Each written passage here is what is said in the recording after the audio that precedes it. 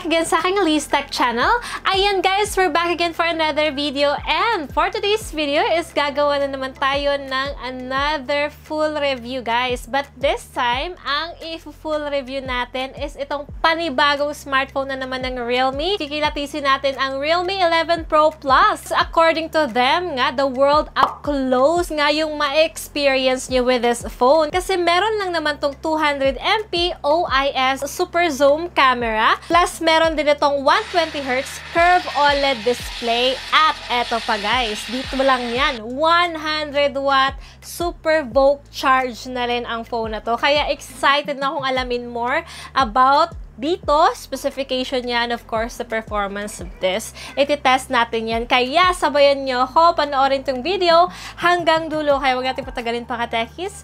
Magsimula na tayo.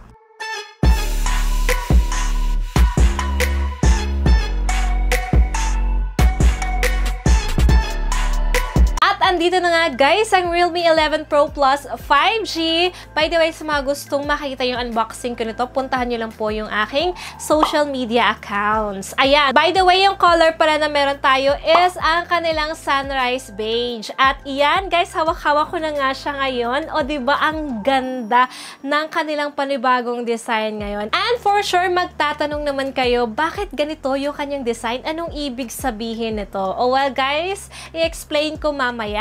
But this time guys is kikilatisin muna natin etong kanilang pambatong 200MP camera. Ano bang meron dito? So there guys, ikinaganda ng camera ng Realme 11 Pro Plus 5G is Samsung's 200MP HP3 ISOCELL sensor na rin po siya. High resolution na po yung kaya niyang kuhanin sa kanyang 200 million pixels. Kaya nga makikita nyo dyan yung kanyang mga sample shots. Ginamit ko siya guys sa isang concert. Yes, ni Paroque ni Edgar sa aming Kadayawan sa Davao. At then makikita nyo guys, naka times 4 yung ginamit natin at clear na clear po si Chito dyan. So, diba, ang ganda po ng kanyang camera gamitin even sa concert na hindi masyadong ganun ka well-lit yung area pero klarong-klaro pa rin yung object. Yes, because meron nga siyang UI features that allow lossless zoom. Kaya yung mga photos natin is maganda. So, yun po yung ikinaganda ng 200MP mode din po niya.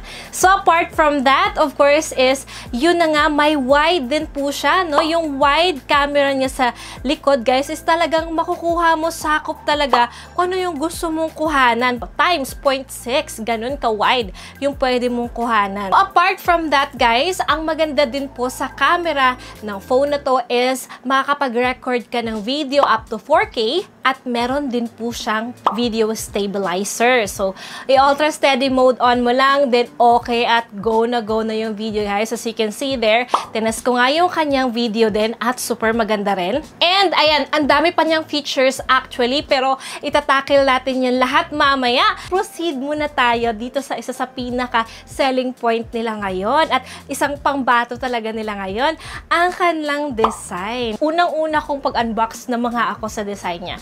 Kasi first time to sa Realme phones, ang ganitong klaseng design guys, at may pabilog na camera, diba?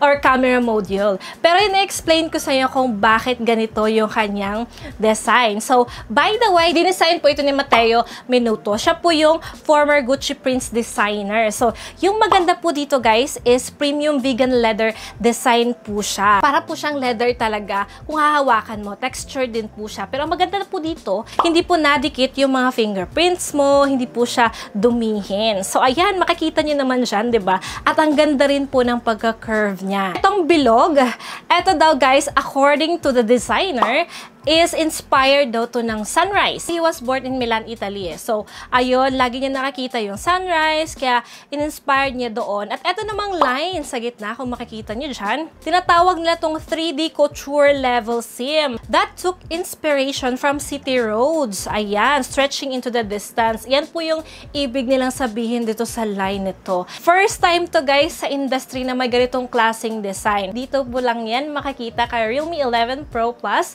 5G. Ang ganda rin ng kanyang rose gold accent.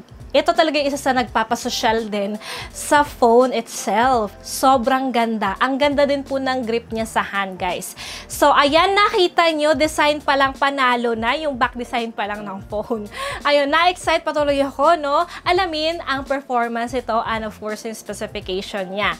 So, anyway, available colors. Again, meron po siyang Oasis Green. At etong ang hawak ko ngayon na Sunrise Beige. So, yun guys, nakita nyo na yung kanyang napakagandang design. Now, let's move on naman sa kanyang screen display. As we turn on the phone, makikita nyo na agad dyan yung display niya and in fairness, guys, napaka-linaw at napakaganda. Vibrant yung display niya at napansin kong wide siya. Yes, napaka-wide na po ng area ng display. So, ito pong si Realme 11 Pro Plus 5G. Meron na po siyang 6.7-inch Precision Curve Full HD Plus resolution. OLED display na po siya. So, kaya pala ganito siya kaganda. At apart from that, yung screen-to-body ratio niya po is 93.65% na. Kaya napakanipis na po ng kanyang bezels. At eto pa, isa sa pinaka na-impress din ako kasi 120Hz refresh rate na siya plus meron pa siyang 360Hz touch sampling rate. At alam naman natin yung purpose ng mga yan para magiging smoother, seamless yung performance natin kahit pa marami tayong apps or kahit naglalaro tayo, wala tayong mga feel, frame drops or lags, something like that. So, ayan, makikita nyo rin po dyan, guys, kung gaano na nga po ka-narrow itong kanyang chin din. So, according to them, 2.3mm na po yung kanyang chin. Ganyan na po ka-narrow yung kanyang chin. Double reinforced glass na rin po siya. So, kahit 1 meter drop test pa yan, hindi siya nababasag. In fact, nahulog na ito ng aming Bornaki sa bahay, guys. Pero hindi po nabasag yung screen. And imagine that, curve na siya. Nakakakaba kaya ma-drop yung curve, guys. Pero hindi siya nabasag. So, ayan. At isa pa rin pala yung napansin ko sa kanyang screen is hindi siya ganun ka-sensitive. Di ba kapag curve, napaka-sensitive na ng display. So, ang maganda dito kay Realme 11 Pro Plus 5G, meron na po siyang X-Touch Anti-Mistouch Algorithm 2.0. So, kahit natatouch mo yung kanyang screen nang hindi mo sinasadya, hindi naman siya maapektuhan. Wala namang magagalaw. So, yun yung maganda sa screen niya compare sa other curved display. At isa pa sa na-impress din ako sa screen nito is may eye care din to. And of course, it is very important for us na may eye care kasi kahit bata gumagamit na ng phone ngayon. So, ayan, maganda may eye care siya at TU Rainland certification na rin for low blue light at may flicker-free certification na rin siya, which is very important. So, ngayon guys, nakita niyo na kung gaano kaganda, kung gaano ka-smooth yung kanyang screen. Pupunta naman natin itong kanyang software naman. Ano bang meron sa loob ng phone na to or sa system niya? Etong si Realme 11 Pro Plus 5G is Realme UI 4.0 based on Android 13 na siya, which is latest Android system na. Meron na siya Antenna Array Matrix 2.0, may Tactile Engine 2.0 na rin po siya, at of course, Dolby Atmos dual speaker na siya. So, kahit makikinig ka lang ng music or magpa-play ng videos or maglalaro ng games, ayan, malinaw na malinaw yung kanyang audio, guys, because of its Dolby Atmos speaker. Power din po to, guys, ng Dimensity 750 processor. Of course, latest na rin naman po yan. And powerful gaming processor na rin po siya. Ayan, pero hindi pa tayo natatapos dyan. Kasi pagdating sa RAM at ROM naman, eto, mas na-impress ako, guys. Kasi meron na siyang 24GB total of RAM with up to 12GB dynamic RAM expansion. So, yung maganda kasi mas pinalaki din yung kanyang RAM. The larger the RAM, the better. 512GB internal storage na rin po siya. So, marami ka ng files na pwede ring ipasok dito. Walang problema. Ang tagal niya mapuno. Even nga yung 256 lang eh. Ang tagal na. So, how much more kung 512? So, ayan. Now, eto na nga. Pupunta na pa tayo sa exciting part. Kasi guys, pagdating naman sa kanyang charging at battery, 5,000 mAh ang battery ng ating Realme 11 Pro Plus 5G at yung kanyang charger. 100W Super Volt charge na siya. So anyway, para naman ma-confirm na nga kung maganda nga yung charging, ipapakita ko sa inyo yung charging test ko, guys. So there, tinest po namin siya at in fairness, napakabilis po niyang i-charge. Kung makikita niyo po dyan from 8% nag-increase agad siya to 89%. At imagine, 30 minutes lang po yan, guys. So, it means 81% sa 30 minutes. Hindi ka pa tapos na maligo. Ayan, pwede mo nang gamitin yung phone mo kasi malaki na yun i-charge sa kanya. So, ayan. So, hindi mag-worry sa charging. Ang bilis po niyang i-charge. Ngayon, guys, narinig yun na yung kanyang software. Testing na tayo diretso. So, first is puntahan muna natin yung performance talaga ng kanyang camera. 200MP yung main camera at 8MP naman po yung secondary. 112 degrees Sony IMX355 na po siya plus 2MP. Yung front naman is 32MP na may Sony IMX615 naman. O, diba? Napakabongga ng cameras niya. So, anyway, papakita ko sa inyo yung performance na niya.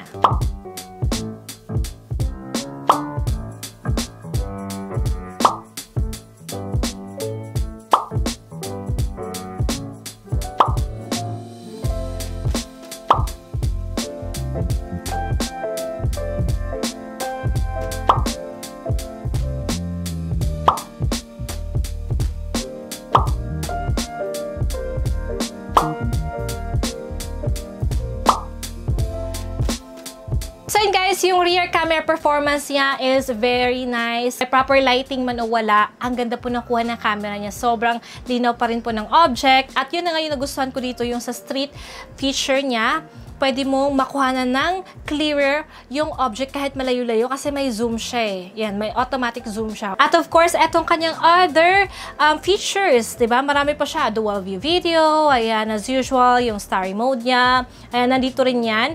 Time-lapse, ayan, macro, pro, movie, panorama. At of course, etong kanyang group portraits. So, may video stabilization din siya, so maganda. Yan, nakita niyo na po yung kanyang camera performance and as you can see, it's very nice and it's very decent. Mapa-front man or mapa-back performance man, I like the performance of this camera. And especially yung front niya guys kasi may wide din. May 0.8 na siya. So, pwede mo nang picturean pati ikaw at saka yung background mo klarong-klaro guys. Kasi may wide na siya or mag-groovy kayo, klarong-klaro lahat.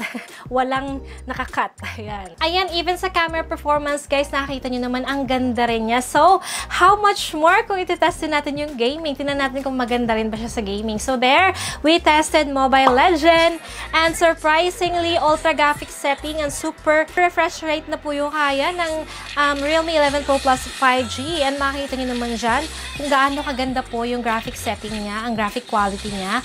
Vibrant po yung mga characters and very clear at detailed po yung mga suot nila. Yung lahat talaga ng makita mo sa screen niya is may enjoy mo siya kasi wide din naman yung screen. And there guys, very smooth even the response of the screen thanks to its 360Hz touch sampling rate. And then guys, very smooth, no lags, no frame drops ang ating experience. At isa pa sa nagustuhan ko is very loud yung kanyang speaker. So thanks to its Dolby Atmos din. So I guess tinas ko rin yung COD niya. And of course, impressive din po yung kanyang COD. High graphic and very high refresh rate din po yung kaya niya. Sobrang nice po ng graphic niya. And as you can see, the experience, very playable, very smooth po yung screen, at wala kang ma-feel na lags or hard touch. Ang maganda rin sa screen niya, kahit naglalaro ka outside, clear na clear pa rin yung display kahit exposed under the sunlight kasi may 900 nits po siyang brightness level. So yun na guys, kahit sa gaming, ang ganda rin ng kanyang gaming performance. Hindi naman sa pag-aano, baka sabihin nyo, puro naman positive yung sinasabi niya. Kasi naging honest lang po ako sa experience ko. Talagang maganda po talaga yung gaming niya, even the camera, and of course, yung kanyang display. Ang ganda din talaga niya. And eto pa, di ba? Ang kanyang back. Kita nyo naman kung gaano kaganda yung kanyang design. It's really nice and it's really premium, guys. It's very nice to flex to your friends. So ngayon, guys, I'm sure you're very curious about the price of this device. I'm going to tell you now the price of the newest Realme 11 Pro Plus 5G is 24,999. Yes po! May lower variant naman silang available, which is the 8GB and 256, which nag-amount lang po ng 19,999. That price is very reasonable naman po kasi diba super large na po ng kanyang storage at RAM at yung kanyang screen display, and of course naka 200MP camera ka na with OIS super zoom pa. Yung kanya ding charging, diba? Napakabilis po niyang i-charge and not all device at its price point is may ganyang capacity. Apart from those things na mention ko a while ago, is yung kanyang design.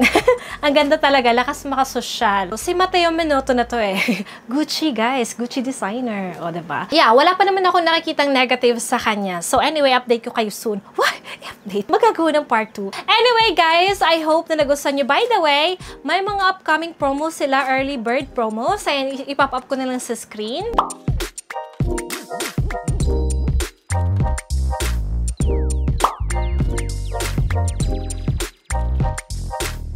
More information sa description box. So, sa mga gustong bumili, puntahan nyo lang po yung mga links na nilalagay ko sa description box. So, ayan na guys. I hope nagustuhan nyo yung video na to. But don't forget to share, of course, sa comment section kung ano yung favorite feature niya na nagustuhan nyo rin. Kasi excited na akong malaman yan. Ayan. So, nasabi ko naman yung nagustuhan ko sa kanya. And nasusulitan talaga ako sa kanya, guys. So, yun lang po. Maraming po salamat sa panonood. Don't forget to like this video, share this video to your friends, and subscribe to my YouTube channel. See you again, Katakis, sa my next video.